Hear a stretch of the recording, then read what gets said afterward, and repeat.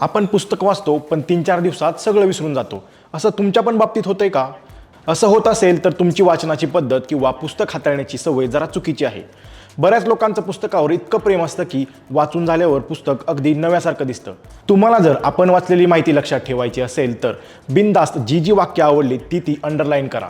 त्यावेळेस ज्या ज्या कल्पना सुचतील त्या पुस्तकावरील रिकाम्या जागेवर लिहून ठेवा.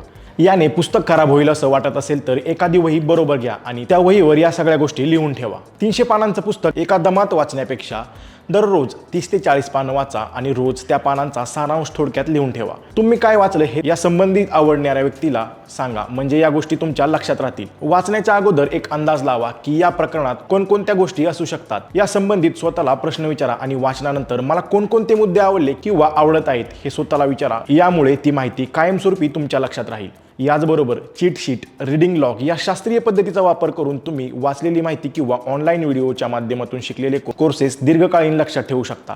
हे नेमकं कसं करायचं हे सविस्तर जाणून घ्या सकाळ प्लसच्या या विशेष लेखातून.